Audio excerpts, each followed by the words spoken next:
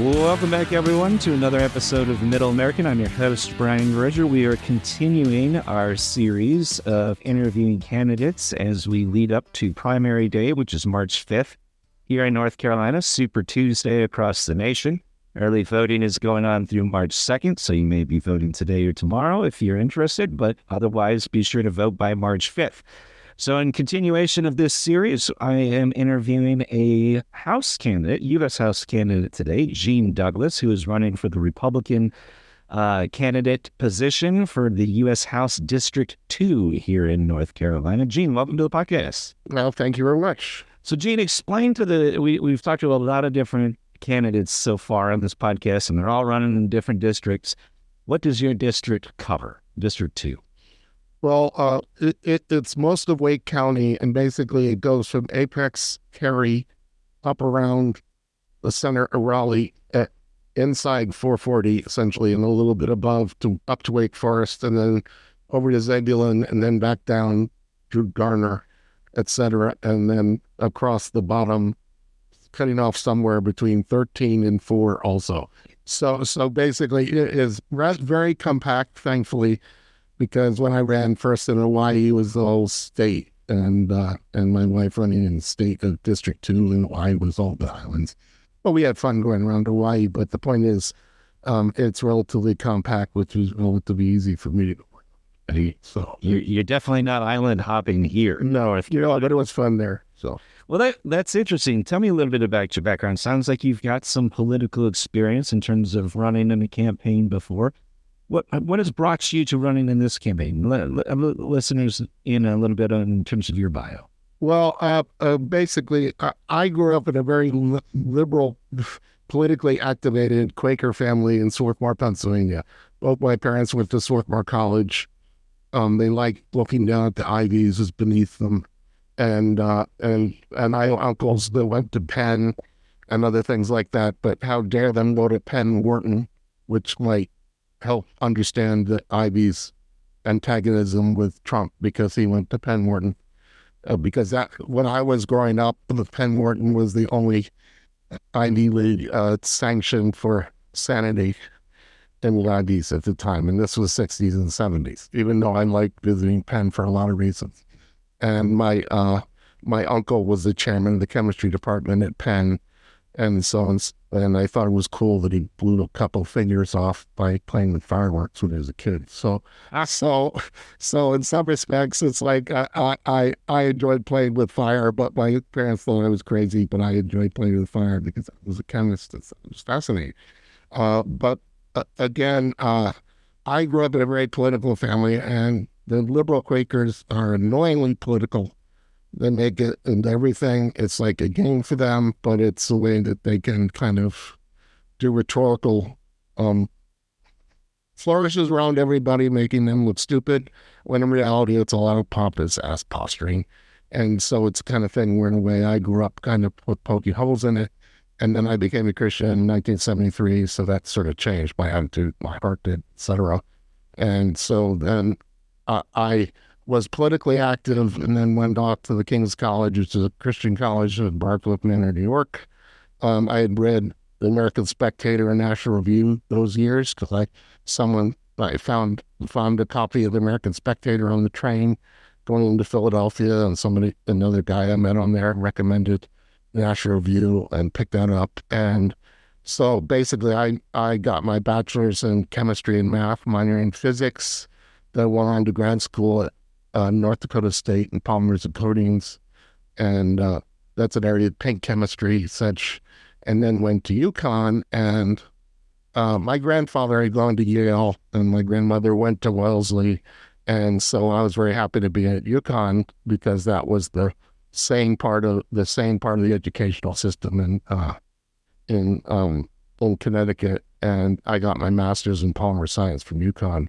And at the time, I was very politically active too, paid attention, and I appreciated Senator Gordon Humphrey as well as Bob Smith, who were in New Hampshire, because Weicker was not impressive.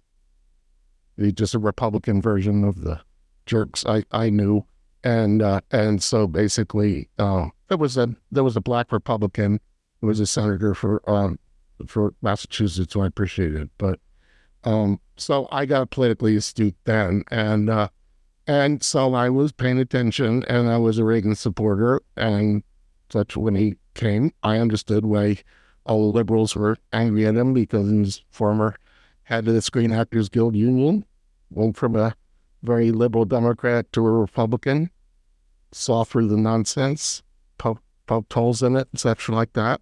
And so I was politically aware. And what really got me involved was the fact that I was working as a chemist at a Stanley Manufacturing Company, which has a history of making cornstarch and corn syrup, Stanley syrup, some of your listeners might have heard of at the time.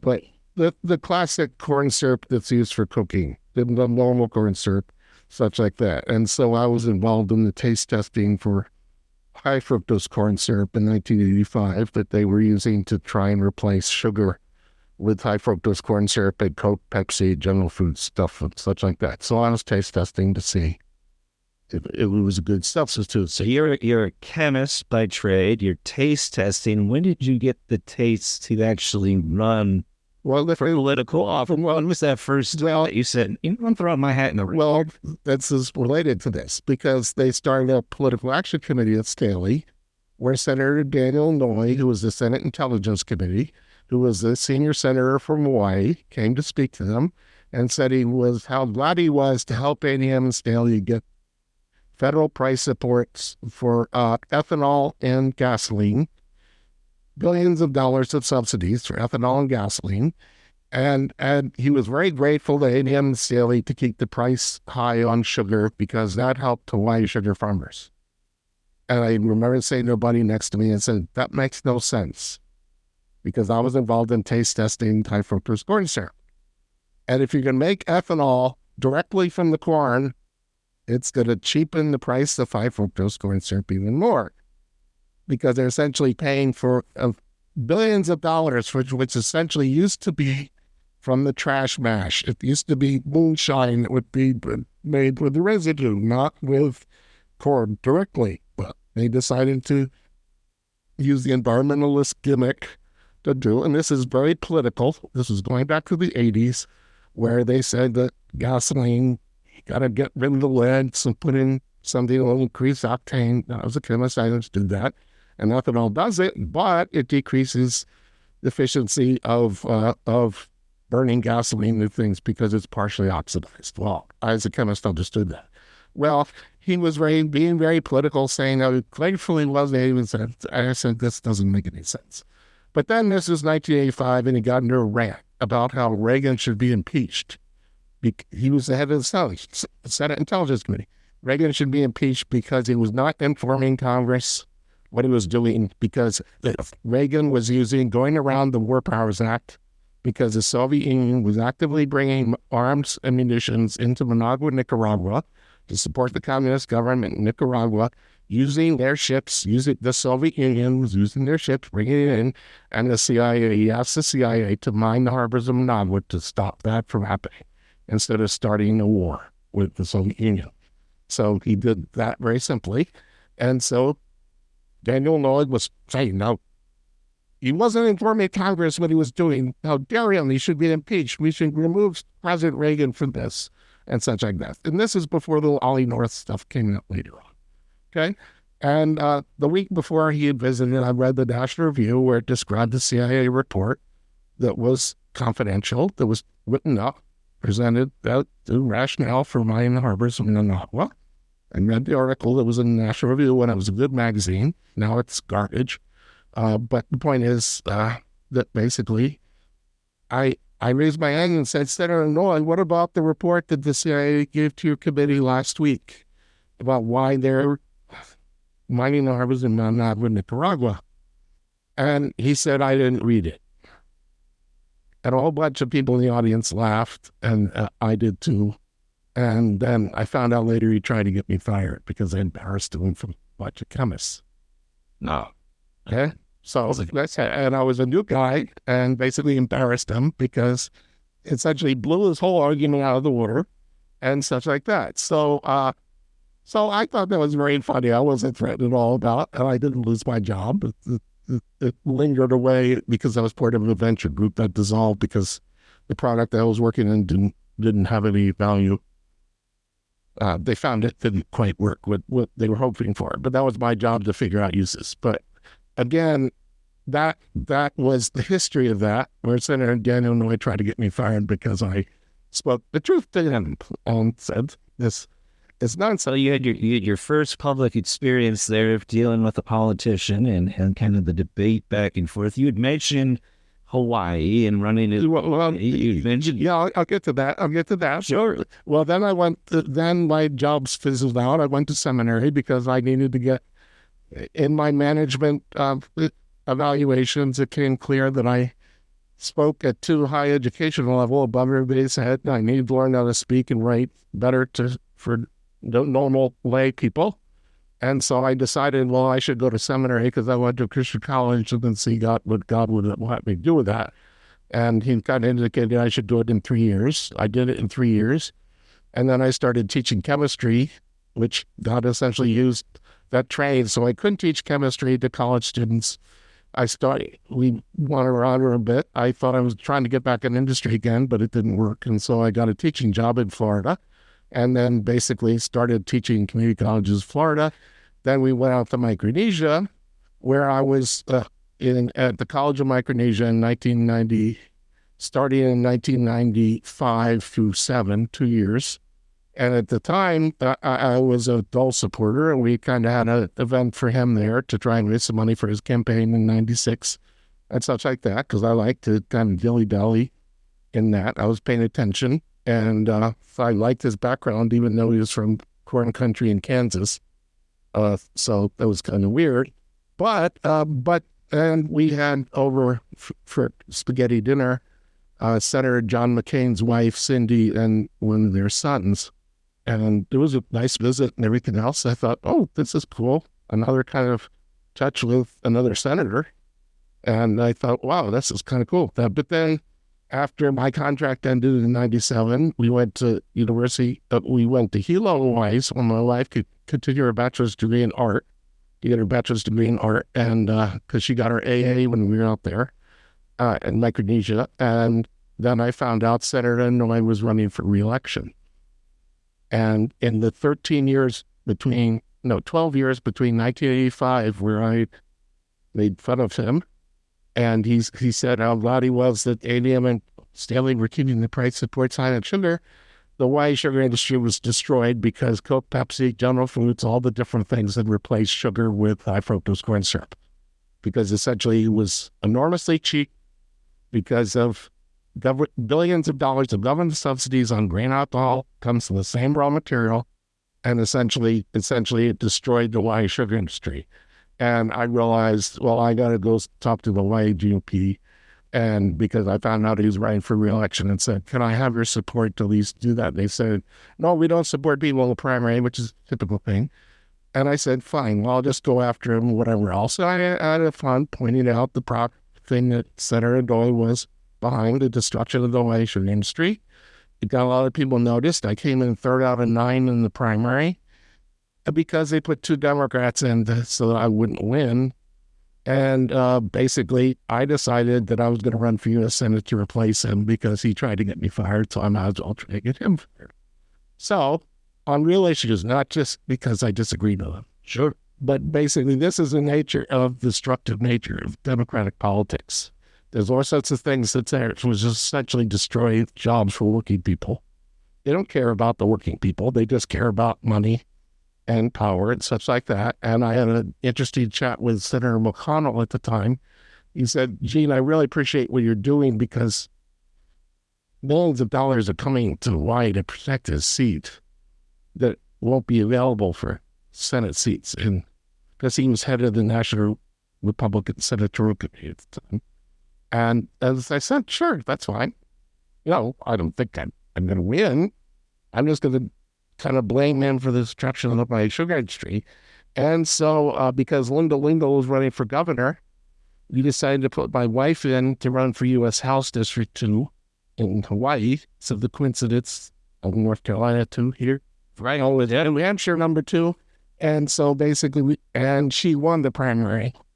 And I came in third out of the nine. And so after the primary was over, we just continued to see how she could do. And she got over a third of the vote against pro-abort Patsy Mink, who is a much older version of the of feminazi Deborah Ross, essentially, who been a Planned Parenthood supporter for decades. And she was an older version who even set up the Hawaii tourist industry to get abortions in the 60s when it was illegal in the mainland. Well, you mentioned District 2, you mentioned Deborah Ross, who's the Democrat that is in District 2, that it would be running against if you get out of the primary.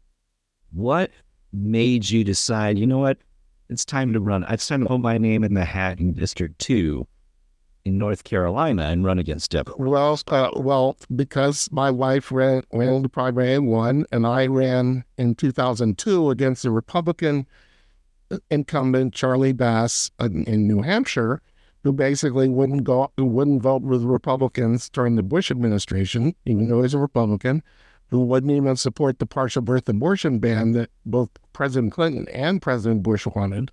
Then basically I should go against him. And I had a good time helping him win the general because I was the wacky conservative alternative and he was the moderate, which is fine. But I did that also in New Hampshire when we were there. But the thing is, in July 7th, my wife passed away, went to be with the Lord. And then I saw the movie Sound of Freedom. And there's a Jim Caviezel, who was the guy on Person of Interest, the actor, made a challenge to the audience to do something to help stop child trafficking, such like that. And this is all connected. And I realized that there was something I could do because when I came to North Carolina to teach chemistry at UNC Pembroke in 2005, so I've been in the state for a long time. I retired and moved up here to be near my son and his family in Wake, and I plan to be involved in the Republican Party just as a person. Then I realized with my background, I should do it again and go after Senator Representative Ross's seat for obvious reasons. So that's why I decided to get in the race. And at the time, I was the only one that declared that. I was the only one that declared, and then a couple others. One other person came in and then kind of like to swear at me and call me racist, and then went to 13 thing. And then another guy came in, and then Alan Swing came in 2 days before the end of the deadline. And he ran in 2020, so he has his own set of credentials of being over 30 years in the military, which is just fine with me. Sure. But I told him that, look, if I knew you were going to run in July, I wouldn't have got involved. Yeah.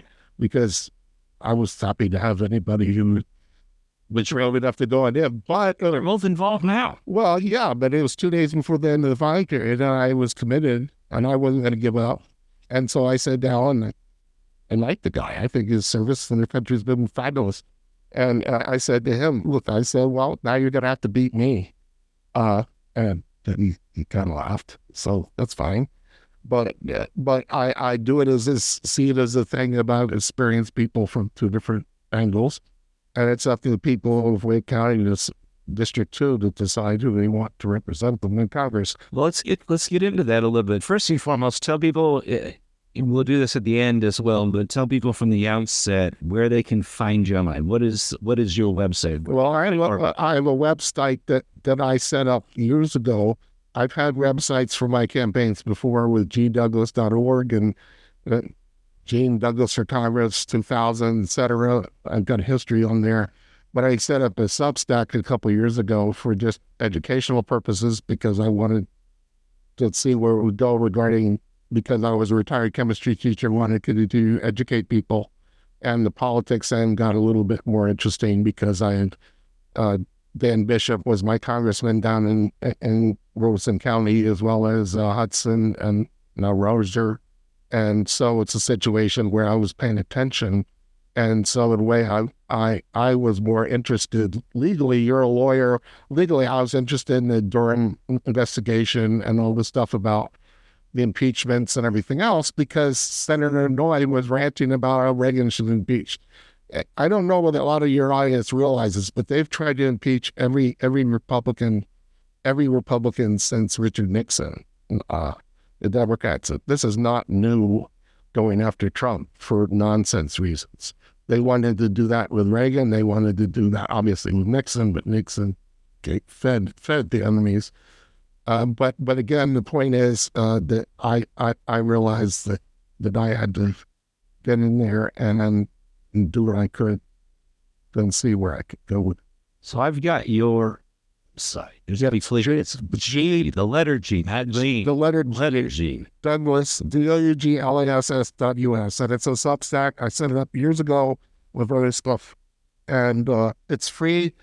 People can welcome to subscribe if they want, but it's a public service, and it's the kind of thing where, in a way, it was just something I could keep busy and do. So I converted that to my thing, and I decided to use the mailing list that I got from the Wake GOP to kind of put it on there so they could opt out. And so I've got a lot of faithful Wake GOP people reading my posts and such like that. Like, I put out podcasts and other things that may have interest, like even SCOTUS oral arguments, which I enjoy listening to now and then, particularly the one versus Trump versus Colorado. The wacky leftists argue in that case. It's like all 9 of the SCOTUS states rip them apart. But in any case, you have to be interested to listen to that. But it's only an hour, so if any of the audience wants to be entertained, Well, let's get into some of the substance. You're running for a congressional seat, so this isn't local politics. This is national politics. But it does have some elements, but I've been here enough in North Carolina to know how it does affect North Carolina. Exactly, and they say all politics is local, but for the office itself, you're not going to be in Raleigh. You'd be in Washington, D.C., right? So let's talk about some topics. First and foremost, what I think is the number one issue heading into politics, no matter if you're running in North Carolina, whether you're running in Michigan, California, whatever it is, the economy, right? I think that's on everybody's mind going into November in terms of the economy itself and where we're at from inflation and from the ability to afford groceries and the ability to pay your mortgage and the ability to buy a house. What is the number one issue for you as it relates to the economy? What do you see as the biggest issue in terms of the economy? Well, it goes back all the way back to Ronald Reagan's thing of saying government is not the solution, it's the problem. And the U.S. Constitution makes it very clear that the function of the federal government is to regulate interstate commerce and to protect us from enemies, external and internal. That means having a police force to manage the laws to protect innocent Americans locally and state and nationally wide. And the infrastructure means, yes, the interstate highway system and the system between commerce between states to regulate that properly.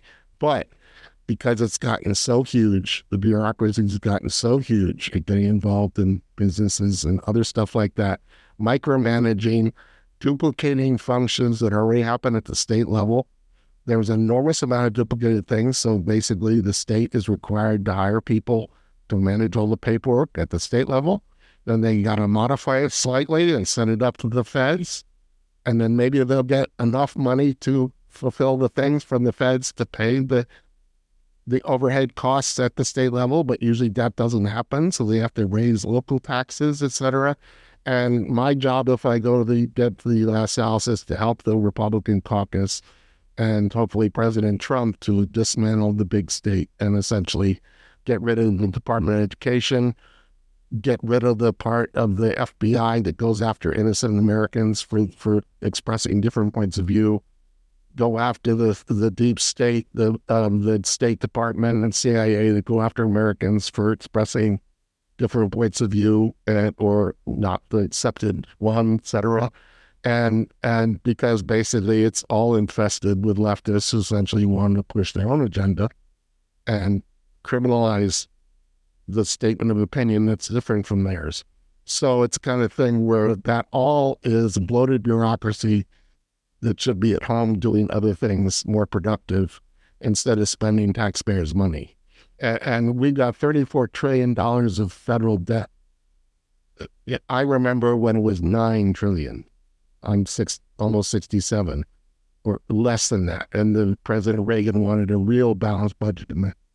Republicans been pushing for a balanced budget amendment to try, but the Democrats, when they get power or when they have filibuster power, essentially pushing to spend more and more money of the taxpayers' money while promising them everything.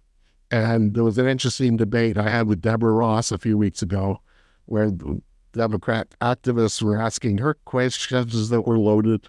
And I said, you got a money tree in Washington. And one of the questions was asked is what will you do to help bring funds to help the people who are newly given birth that go to 1 year because infant mortality and such like that has gone on, the expenses for new mothers and everything. What will you do to bring money home to do that? And I said, well, that's a local responsibility. It does the community no good to send money to Washington, D.C., and then have it laundered through Washington, D.C., and then come back here. What all it does is support the bureaucracy there. And then I said, I find it very interesting you're so concerned about these new mothers and their babies, but you're totally unconcerned about the millions of babies that are aborted before they're even born, killed before they're even born. And they weren't prepared for that kind of answer. But it all comes down to that graphic things. Is a lot of the social programs essentially are designed to replace parents. They're designed to make fathers particularly feel unimportant, so that they don't have to provide for their families, so they don't really have a real reason to excel and get a better job or to learn to do a job and such like that, because their girlfriend and kids will be supported or whatever else. You've got local churches, liberals of all sorts of churches that want to say, oh, it's okay to behave badly, at least if you love the person, behaving badly and jumping from partner to partner. And if you get pregnant, you can kill it because it really doesn't matter. It's just fetal, it's just tissue and such like that. And then they wonder why there's a lot of mental illness. And then and you have the Democrats saying that they want to bring money from Washington to help mental illness treatment, which sounds good. But in reality, yeah, you're going to have a lot of mentally ill women who get that way because they aborted their kids. So one of the federal bureaucracies, we're 45 days or so out from this being on everybody's radar, but one of the federal bureaucracies that I think all sides complain about from time to time is the IRS. And so would you be in favor of changing, you talk about red tape and a lot of policies, the IRS has a lot of it. Would you be in favor of simplifying the tax code for economic purposes and making it easier for Americans to pay taxes? Yes, of course. And how would you simplify it? Yes, of course, because that's all regulations. It's like the tax code is huge, and it's set up to be huge to essentially support and provide money for tax lawyers to find loopholes to avoid paying any taxes. And I happen to like Steve Forbes' view of the flat tax, which you can file your income tax on a postcard. I've been filing my income taxes ever since. I kind of find it the fun thing. I use TurboTax Online, which in some respects for a simple form is just fine with me. And it's very much more easy to do it using TurboTax Online than everything. But it can be done with the thing. You get rid of all the loopholes, which would essentially annoy a lot of tax lawyers. Sorry about that. But again, it's a situation where if normal people can understand that they get a standard deduction, that they got to pay a certain amount of taxes. And for example, I taught 4 years in Kazakhstan. They had a very simple tax code, 10% across the thing for income. That's it. No deductions, whatever, just 10%. So they wanted people to contribute to the infrastructure there. And there's no reason we can't do the same thing.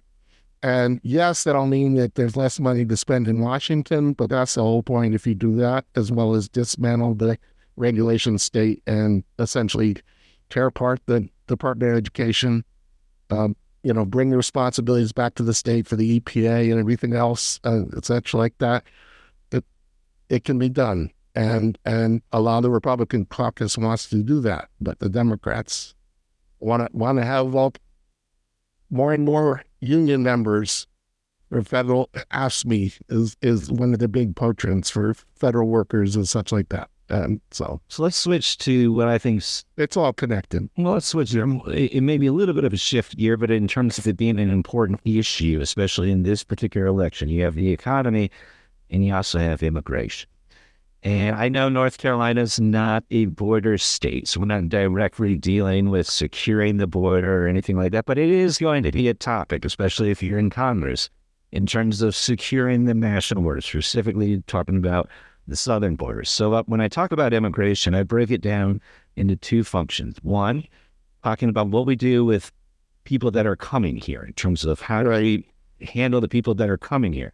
The second aspect of my question is, and I'll deal with it in a minute, is what do we do with the people that are already here? Right? People that have already crossed and they're already here. So the first component, how do we secure the border? What it would be your vision, your plan in terms of securing specifically that southern border? Well, again, it's going back to the Trump plan, and he was pretty successful of doing it. So they're basically, those are just lying and claiming asylum when they really had no basis for it, would just essentially force to stay in Mexico or go home. That we weren't going to provide things like that, and basically current law would be enforced, and that Republicans have wanted ever since they gave Democrats the benefit of the doubt of making legal a whole bunch of early immigrants, illegal immigrants in the 80s, giving a period of amnesty to say now there are things, but we have to fix the border problems. And they trusted the good faith of the Democrats that they would allow them to follow through and do the right thing of what this 1986 immigration bill did. And I've been paying enough attention so I know it was real, what President Reagan thinks. But basically, again, it's the politics of bad faith that the Democrats get Republicans to kind of cooperate with them to come up with a thing with all sorts of promises. And yet when they get power, then they decide, oh, no, we're going to push it down to the things and then do this. And part of the problem is that there are a lot of unethical employers that will not force E-Verify and other things, and they want to pay less money. And illegal immigrants can be essentially paid under the table, and essentially they can hold on to their passports or whatever else, or get them kicked out if they complain. And such, it goes all the way back to sweatshops in New York City, as well as other things, of essentially using illegal immigrants as slave labor. So it sounds like you want to fine tune that asylum definition, refugee definition in terms of it's all about enforcing current law to the letter. Right. And that means essentially anybody that did not really qualify. And I mean, it's common sense. It does not mean funding NGOs like the Unitarian Universalist Church, of which Ross is a member, to essentially set up immigrate farms in Central America as well as in Arizona to kind of, make it easier for to drag illegal immigrants into the country. And so again, I got a story that's interesting too related to this. I was in Robeson County and did a lot of walking around. I met some sharecroppers who came, who had families in Mexico. They would come up during the harvest seasons legally with a visa. Everything was set up properly. And I think it was even under the Bush administration or even under the Clinton administration, they had a work visa to come here for the things. And then they would send money back home, and then they go back and be with their family during the non-harvest season. They made enough money up here to support their family at home, and then they could go back for vacation, do work at home. Okay, in the fields there, whatever they wanted to do.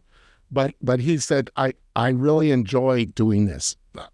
My family has been doing this for a long time. It's something that we enjoy. But when they bring illegal aliens in essentially, that get it away from the legal thing, those unethical farmers can pay the others less money. And so there's less security for those doing it legally and such like that. And so it can be done to do that. But the problem is there are people that want to ignore the law, whether it be E-Verify or other things. And I got Deborah Ross on the record where she said she supports enforcement of E-Verify, which is new to me. because the whole Democratic Party has been trying to ignore it for years, which is the law. But again, it's a requirement. And the Biden administration, DOJ, is going after Musk because he just wants to hire American citizens for security positions to making his rockets. So it's all related to that. So in terms of following the law, what would you do with the millions and millions of illegal immigrants that are here now? Not the ones that are looking to come here, but the ones that are here now that have crossed the border, and either they came across illegally or, as was talked about in the Obama administration, the dreamers, those kids that came over maybe with a person that had a visa and the visa expired, or they came over legally, but they didn't come on their own. They came with their parents or what have you. What do you do with all of these illegal immigrants that are currently in the United States? There's a wide variety of thoughts on that in terms of how you deal with it. What are yours? Well, I put them into two different categories. The truly innocent ones are DACA, Central, else because I met a guy. And you're referring to the dreamers under the Obama. Yeah, that's right. But it's been a problem for years. Their parents come in illegally. They're born here. They're if you go by the they came as kids. They came as kids. Then they didn't have a choice. They're thoroughly educated in English. They're not fluent in Spanish or wherever they came from. They've gone to school here. They've gone to college. They have a master's degree. They've shown with their life that they are American citizens, and without the name, without the things, they're competent people, whatever else. There should be a way to get them in line to appropriately get that kind of thing. And while the paperwork's being done out, that they get approved just to get a green card like everybody else. That is not their fault why they were here. The rest, you just cut them off financially and then enforce E-Verify. So essentially anybody that's here illegally essentially can't get a job and can't provide for their families. So most of them will go home and self-deport. I was just going to say, it's not really a mass deportation as much as it is a self-deportation. Yeah, because they'll go home if they don't have any things, and then the appropriate ones will get in line with the rest of those because, you know, I taught in Iraq and Kazakhstan, and I even sponsored my daughter-in-law to come over here. There's a real line that's been there for years, and people following the rules or whatever else. And those others should essentially be forced to leave the country and get in line along with everybody else, and essentially prove that they have the things, whatever else. There's one thing that they bring up, the Democrats bring up, and even some Republicans, which, yeah, if they want to serve in the military. But I've had Iraqi students that could get a visa if they wanted to serve in the U.S. military, in the Army, and help protect their country, and being part of, you know, the U.S. Army presence that was in Iraq at the time.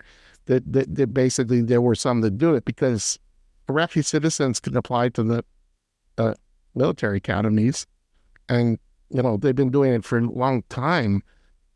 Citizens of other countries, and then play a role in helping the U.S. first, and then they go back to be in their countries. So it serves as a good transition what you're talking about here. So I'm going to dabble a little bit more in immigration and then move over to national security. Okay.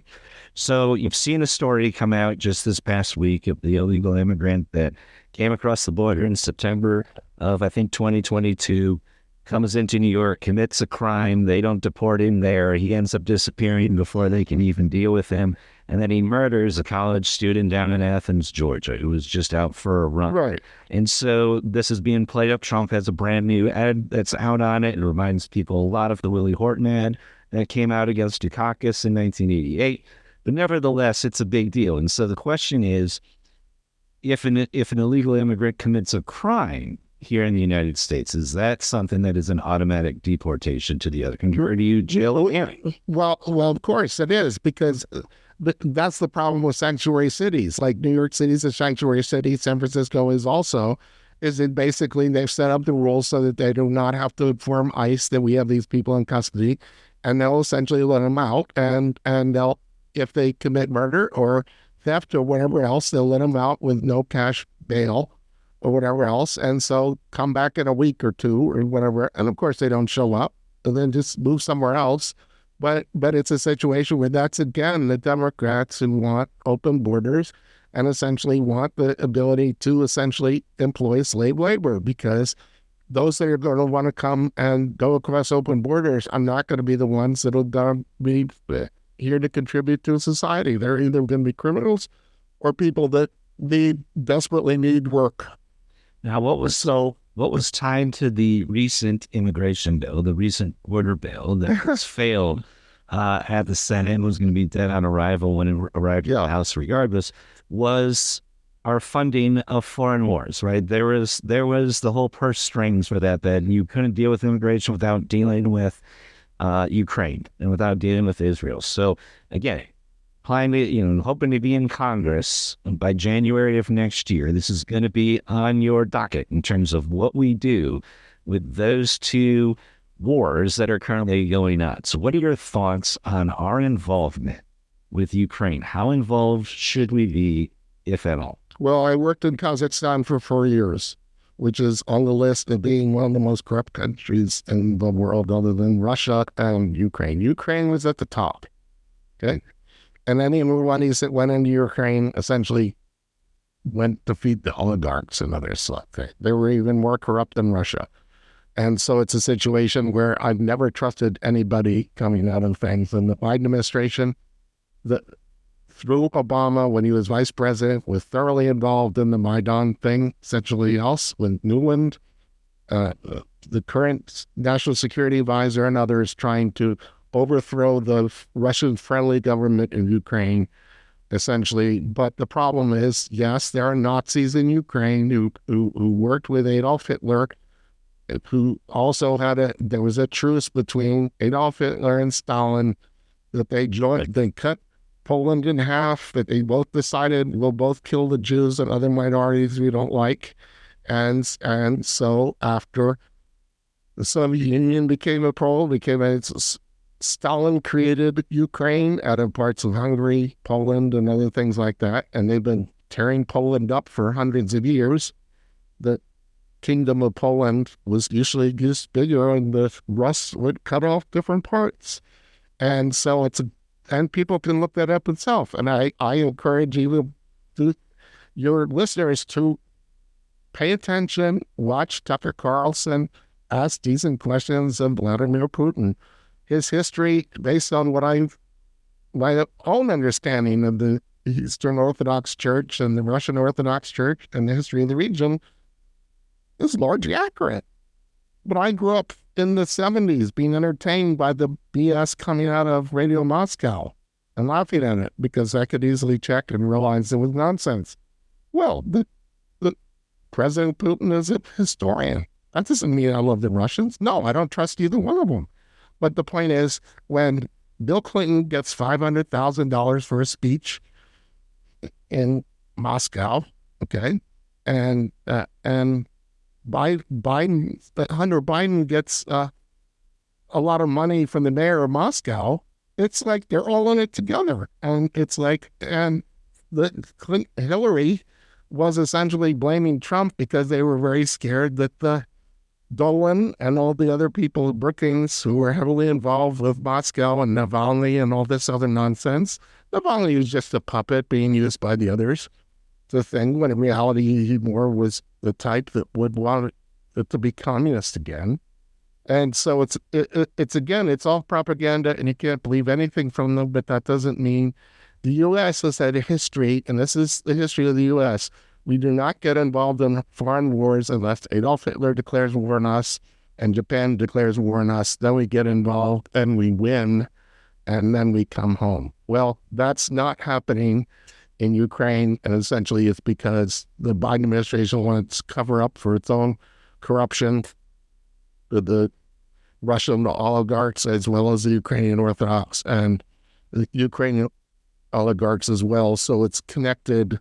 So what should we be doing? Should we be should we be funding it? Should we be providing equipment? What should we be doing, if anything? No, we shouldn't be doing anything because if anything, If there's a real threat to NATO, that's what President Trump was trying to do, is get NATO to defend itself, and then we'll back off, because it's not our role to essentially help Central Europe deal with its neighbors. So particularly because Russia is no longer communist, it is an authoritarian regime, but essentially the whole of the Russian thing is essentially embraced in Russian Orthodox Church. I was in Kazakhstan for 4 years. I went to a Russian Baptist church, and there's a reason that Russia is not trying to take over Kazakhstan. It's because Kazakhstan has decided we're going to have Russian, Kazakh, and English be our three languages.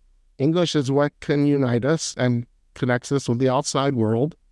Russian, because we appreciate our Russian speakers, and we're not going to kill them. We're not going to try to kill them and such like that. And the Kazakhs are not afraid of the Russians that live in Oskamenogorsk or Pavlodar, which is north of Astana, where I was. I had students who were native language was Russian in my classes there. I had students whose native language was Kazakh in my classes, but they all know English enough to take chemistry with me. And so you get a different perspective there. The problem in Ukraine is essentially the Nazis who linger there, and it's tribal warfare. Essentially, it's been going on for hundreds of years. The Nazis, who were supported an agreement of the Aryan position of the Hitler, which comes from the eugenics movement again, that Planned Parenthood is related to in the 20s here in the U.S. The kind of the Hitler kind of embraced parts of the eugenics for the Aryan race stuff. And it's a situation where basically that is why Russia has not got into Kazakhstan, which is right on their border too, to defend their Russian speakers, because there's no threat. Whereas it's not. I had Ukrainian colleagues who were chemistry professors and engineering professors who would tell me about the fact that they were scared to live or work in Ukraine because they thought they would be killed because their native language was Russian. And this was from 2011 to 15 during the Maidan thing. And a lot of people, a lot of Americans do not realize that the Nazi guy who was embraced by the Canadian Parliament, his people were essentially shelling the Russian-speaking areas of eastern Ukraine. And yeah, Russia came in to protect its people. Yes, Crimea was never part of Ukraine. The Tartars and others lived there, whatever else. As I said, it was an artificial construct of Stalin with a bunch of different countries pulled together. And I knew this even before the interview with thing, because I read. I've read since I was a little boy, everything. World Book Encyclopedia from cover to cover when I was a little boy. But again, it's kind of thing where when you're educated, you can see through the BS and other things like that. And yeah, we should not be involved in tribal warfare in different parts of the world. Well, that's a good segue then in talking about Nazis and warfare in a different segment of the world, Israel. So what involvement should we have in this whole Israeli-Palestinian conflict in terms of how Israel's handling Gaza? How is Israel's dealing with the Palestinian population to begin with? What involvement, and if any, should the United States have? Well, the Hamas is a terrorist organization supported by Iran, as well as by Qatar and other countries that want to essentially divide the region. And they firmly believe that they want to wipe Israel off the map from the river to the sea, so to speak, whatever else. And they hide behind civilians. I worked for a year teaching at the American University in Iraq, Suleimani, which is in Suleimani, Iraq, the Kurdish region, about 200 miles southeast of Mosul. Okay, Mosul was taken over by ISIS during the Obama administration because the Obama administration supported the Muslim Brotherhood, and the Muslim Brotherhood had Saddamites and others involved in the leadership. Essentially, the Saddamites were originally Stalinists who essentially wanted to run Iraq with Stalin fists and such like that. And so basically, that when Saddam Hussein was overthrown in 2003 by the Bush administration, essentially all his leadership got into a guerrilla warfare and was doing up things. And that's why we went to Iraq in a way to kind of stop that, because we couldn't be certain about WMD because a lot were being shipped to Syria where they had them and other stuff like that. The Israelis destroyed a nuclear reactor in Syria that was being used to prep nuclear weapons. And a lot of people forget that too. But the thing is, what's going on with ISIS is they hid behind civilians in Mosul. They hid beside civilians in northern Syria. And that was usually Kurds that they were hiding behind. And they buried under hospitals and everything else. Same thing that was going on in Gaza, essentially using civilians as shields because they don't care about their own people. All they care about is winning.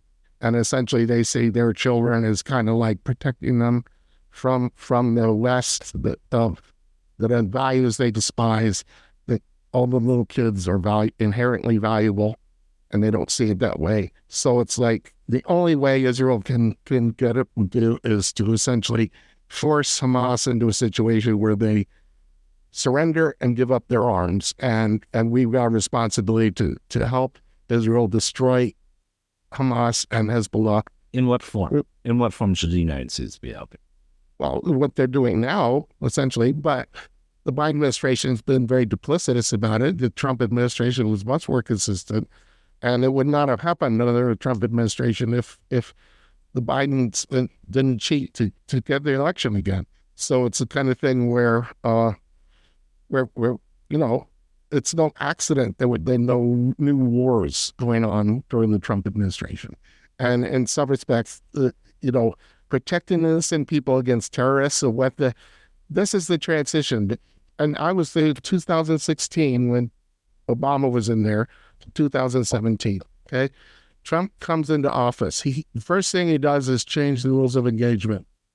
The rules of engagement under Obama used to be if a terrorist or a Saddamite would shell an American facility in Iraq, we were there to protect the innocent civilians and the Kurds and others, then basically we can throw a slingshot back. We can go after them, whatever else. Right when President Trump became president, he changed the rules of engagement to say, we will destroy the places these rockets go. Okay? That was the first thing he did. He asked, what can be done to get rid of ISIS? The leadership, generals in Washington, D.C. were saying, President Trump is going to take 5 or 6 years to kind of get them all out and whatever else. But then he didn't believe them. He did, and he does appreciate the military because he went to the New York Military Academy in high school. And so he appreciates the leadership. Yeah, so he gave them a bit of the doubt. But then he went to talk to the people on the ground in the area, colonels and others who were in the region, saying, what do we need to do to help to get rid of ISIS? And they gave him other advice to say we could assist the Iraqi army in Peshmerga to drive them out themselves. Well, that's what he gave the orders to do that. Well, during the time I was there, within 6 months to a year after January of 2017, ISIS was totally destroyed, being the major force of northern Iraq and Syria, northeastern Syria. And the CIA, unfortunately, was playing both sides against the middle and essentially blaming the Kurds for essentially ISIS attacking Turkey. And that was when President Trump was trying to move our forces away from the Kurdish regions in Syria. And essentially the CIA and others were essentially saying, no, you can't do that. The Kurds are attacking. When in reality, it was ISIS all along. And the whole point of what Trump was trying to do was get rid of ISIS as a force. And so, yes, the Middle East is different countries, but it's a small region. It all goes back to things. And the thing about Israel is Saddam Hussein used to be one of the major supporters of the Palestinian movements, essentially paying for a lifetime salary to the families of anybody that did a suicide bomber and blowing up a bus in Israel. Okay, he was one of the supporters of the PLO and other organizations like that. They had major PLO people in refuge in Baghdad during the things. Okay. So when he was removed, that resource was available. Then Iran took it over for their own reasons, Shiite versus Shiite versus the other group. Sure. So it's all it's all related, and the only one is that a sincere policy going for real peace, bringing the embassy to Israel, to Jerusalem, as well as the Abraham Accords, coming up peace treaties, just like President Carter, God bless him, of having the peace treaty between Egypt and Israel. And the border between Egypt and Gaza is fortified that people would not believe. They got razor wire all over the place. It's in the reef refining. And there's a reason for that. They do not want Palestinian terrorists in Egypt fomenting rebellion there either, because they're Stalinists, essentially, who want power at any cost.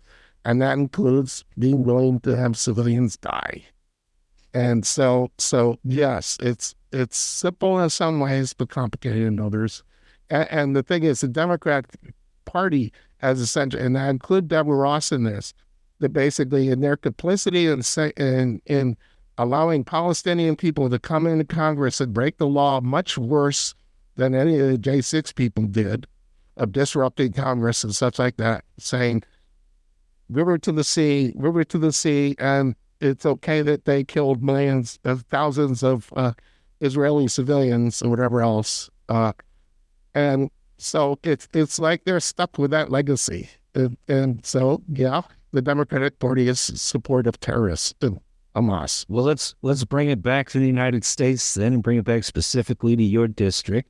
I know this is an issue that's close to your heart in terms of your website and brochures and everything else, and it's under the umbrella of healthcare, but you're talking about, constitutional protections, specifically that about life. You've mentioned Planned Parenthood a couple times in your comments here.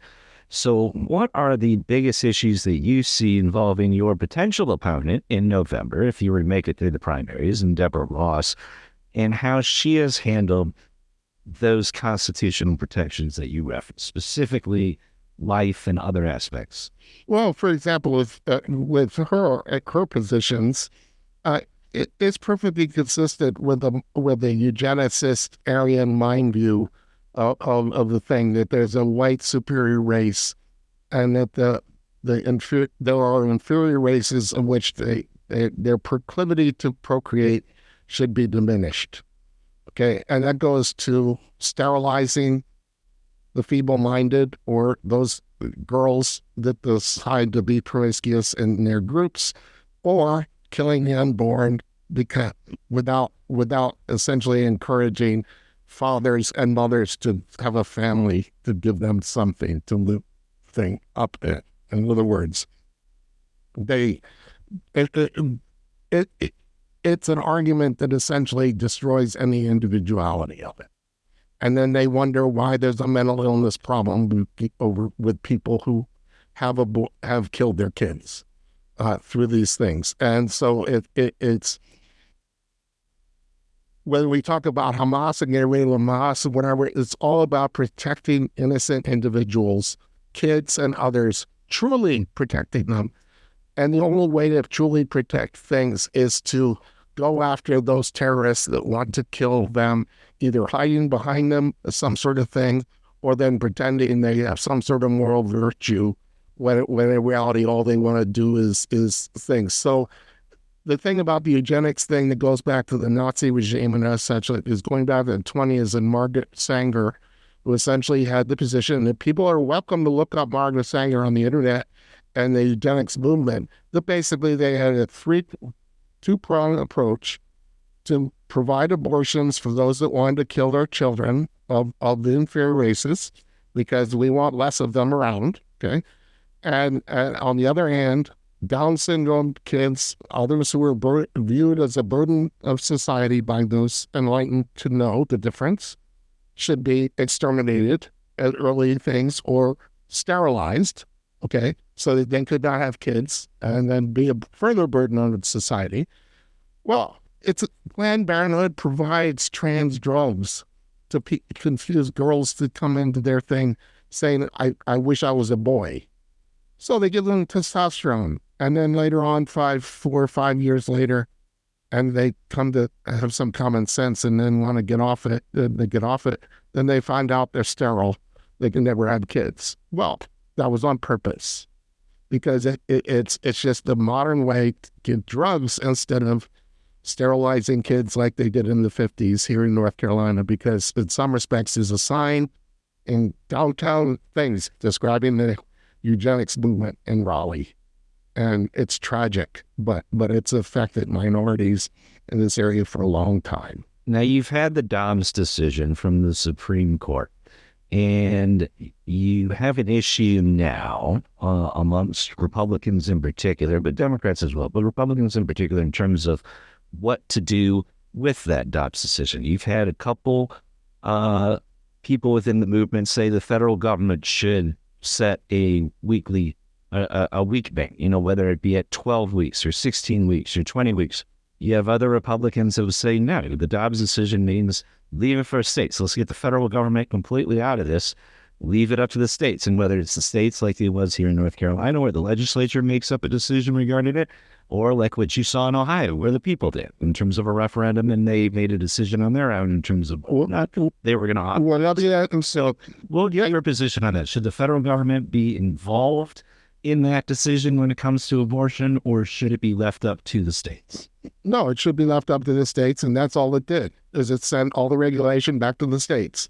And I go back to my original reason for getting involved in Hawaii politics in the first place, is because Patsy Mink helped set up allow abortions in Hawaii when it was illegal in the mainland during the 60s, to essentially go to Hawaii on vacation, kill your kid while you're there. Of course, they put another label on it, but that essentially was it was. Well, that's been the case all along. And I've had I've had relatives in my family who had abortions growing up as part of the 60s. But I'm part of the 70s generation, whatever else. I saw this happen. I saw it affected my mother when her grandchildren were killed, essentially. It tore her apart. But that was the morality she set up in our family, to be acceptable with that kind of cavalier view of human life. And so it's a situation where regulation of the state is appropriate, because I don't know of any time in American history where the mother who went through an abortion procedure has ever been prosecuted for it. And yet the criminal doctors like Gosnell in Philadelphia, I highly recommend anybody to see the movie Gosnell, which came out, which described this butcher who was black, who had almost all black patients, who essentially botched abortions again and again, that ended up killing the mothers as well as the children, having children that were born alive that were allowed to starve and die on the table, and other stuff like that. It happened in Philadelphia, and I grew up near Philadelphia, and it was going on when I was growing up there. And because this went on for over 40 years. And it's a real tragedy, but it's a situation where the kids are things. One of the things that have been brought up when I've gotten into discussions with people, well, what about situations of rape and incest? Well, in the U.S., we used to have laws against rape and incest where the person would be executed for it. It's never a solution to execute an innocent baby that results from it. Sure, execute the rapist that does the raping that makes the girl pregnant. But when you address it that way, it becomes starkly clear, because then it has to be proven that that person deliberately raped the girl, when in reality a girl going drunk at a frat party, decides to have sex with the guy, she gets pregnant and then claims it's rape later. And that's the part of the Me Too movement, what they set up for themselves, is it's like it blurs the lines to make it things. And yeah, it's just, why penalize the child? Why kill the child that results? Because the father usually has no say in it at all. And unfortunately, the girl is often manipulated into it, thinking of things, and then she wonders why she has mental problems afterwards. So you're in a situation here where you're running in a Republican primary. Obviously, voting goes through March 5th, as I mentioned earlier. And you've got, in North Carolina, you've got a situation where unaffiliated voters can vote in the Republican primary. They can ask for a short ballot and they can vote in it. So it's not just registered Republicans that are voting. And to win that district, seemingly you have to secure some of those votes because the unaffiliated voters are the largest political bloc in Wake County and in North Carolina, just in general.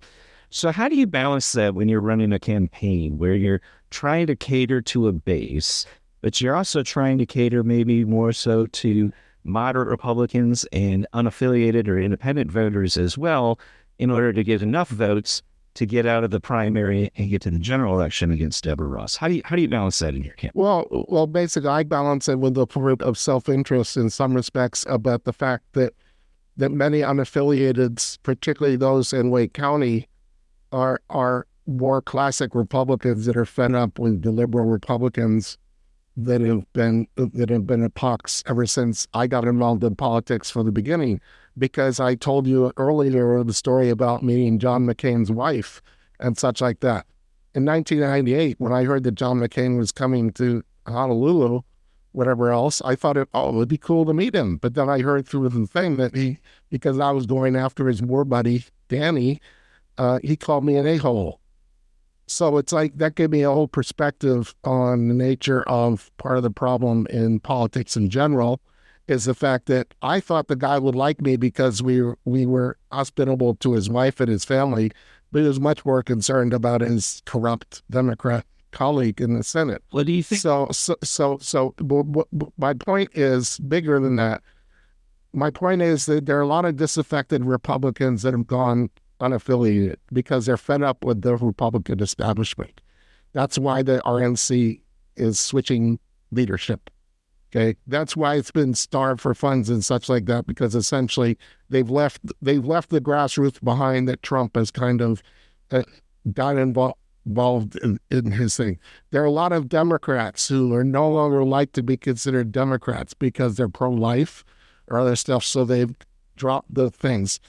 But they're not getting ready yet to go on to be Republicans. Like a lot of people I met in Robeson County who used to be standard Democrats who are fed up with the pro-death positions of their party, and so they decide to either become unaffiliated or Republicans in Robeson County. Well, I'm talking about Christians who are Native Americans. Let me ask you this. You said that you think there's a lot of independents or unaffiliated voters who feel disaffected by the Republican establishment, but there's no doubt that Donald Trump runs the Republican Party at this point. I mean, he's not going to lose a single state when it comes to the primary. The party is his.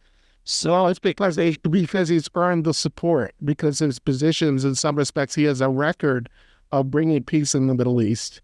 My question, as well as this economic prosperity that is no longer around because the Biden administration essentially countermanded everything when they came in office. My question is this, though. If it were true that there are a bunch of right-leaning Republicans who have now feel disaffected and they've become unaffiliated or independents, you would think that they would, especially for this election, be registering back as Republicans because Trump's the head of the ticket at this point. Well, they don't have to because they can request the Republican ballot.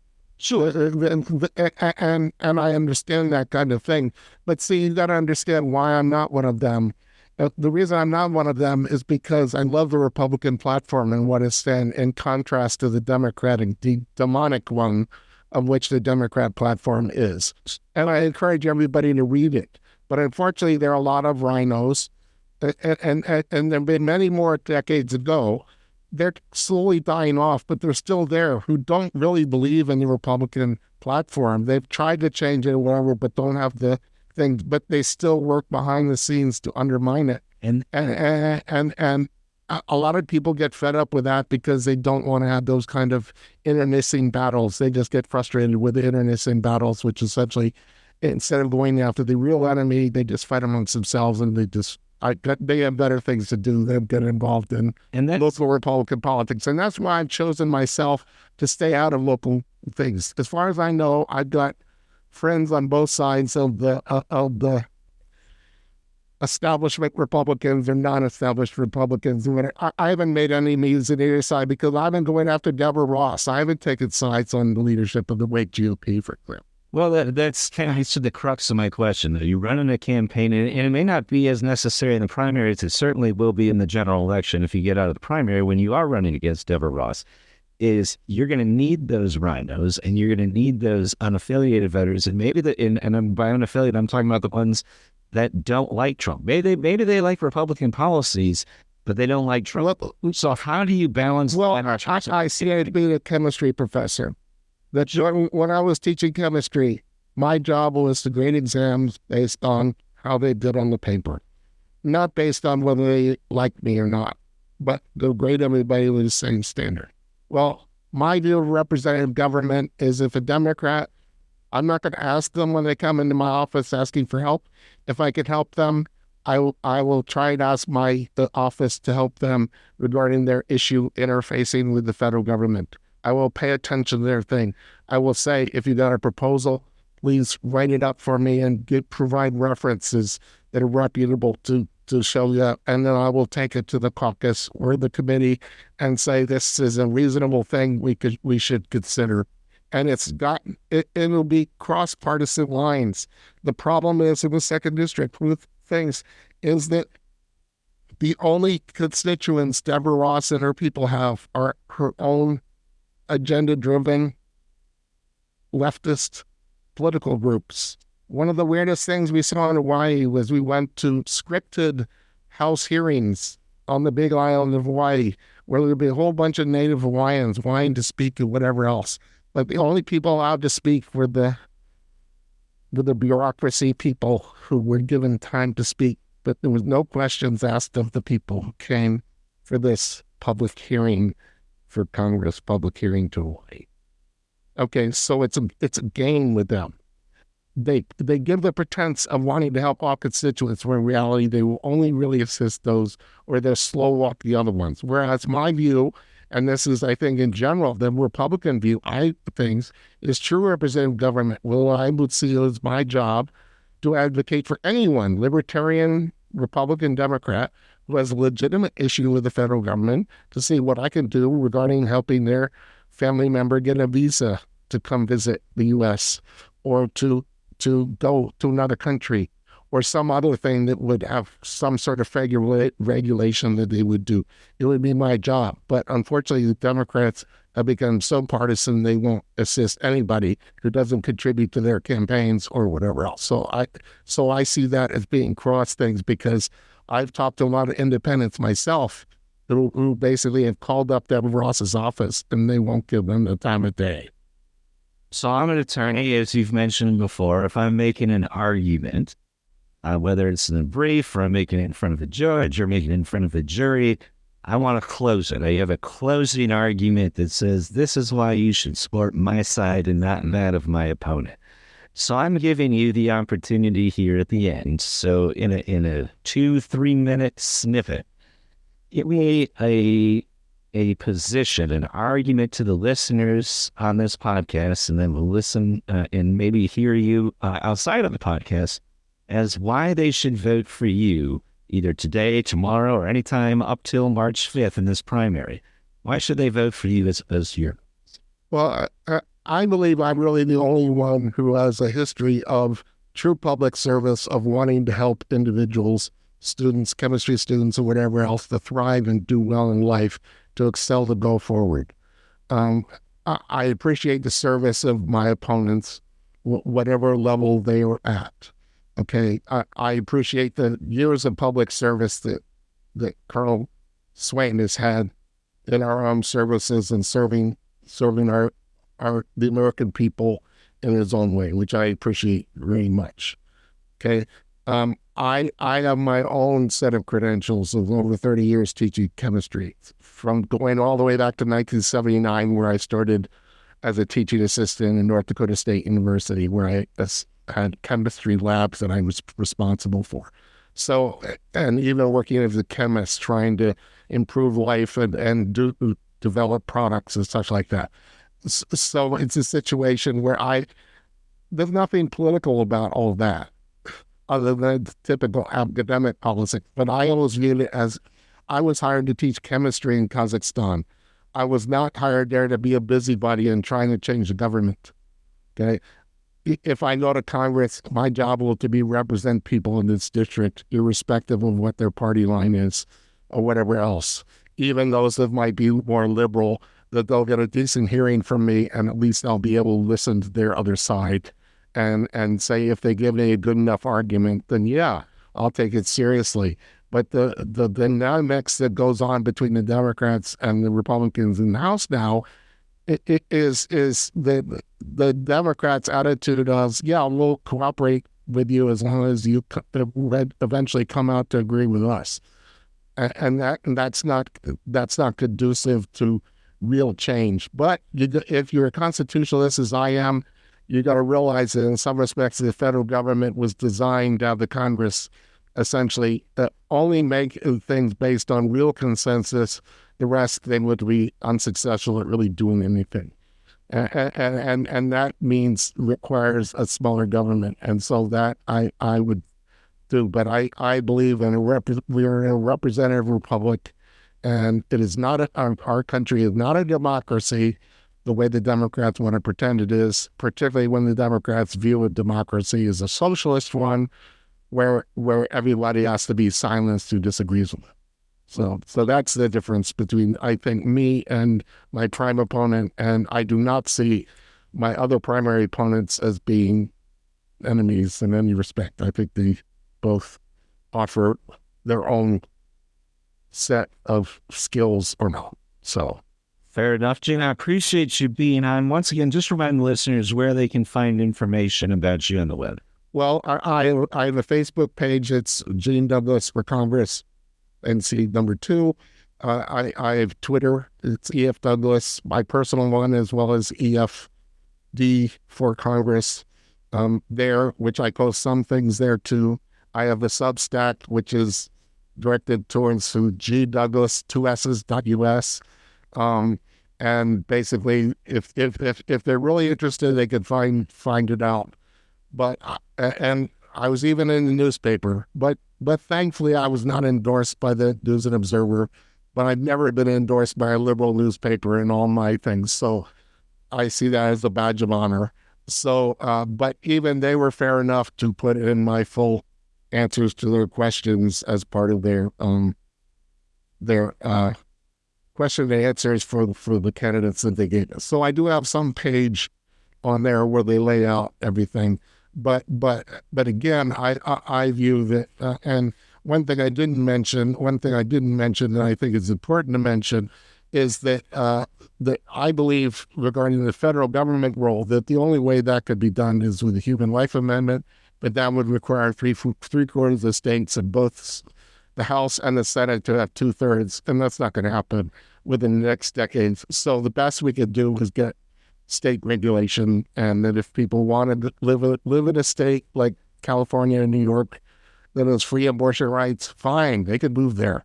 I'm just very thankful that North Carolina came up with a reasonable alternative so that at least babies over 12 weeks old are not just exterminated at the selfish whim of the mother.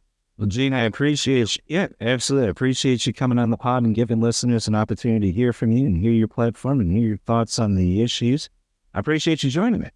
Okay, well, thank you very much. And I would appreciate the votes of anybody that wants to assist my campaign. But I leave it in God's hands that I'm very happy that if Colonel Swain wins the primary, I will be happily supportive of him going forward. But he did it before in 2020 and didn't do very well. So I think we may need someone new to take on Deborah. So. Well, we'll keep an eye on it as the days go by here, and we are in the final week. As I said before, early voting is going on through March 2nd, and we have the primary day going on March 5th. So we'll know more by then. I'll continue to interview some candidates from various districts leading up to that point, but until then, this has been The Middle American.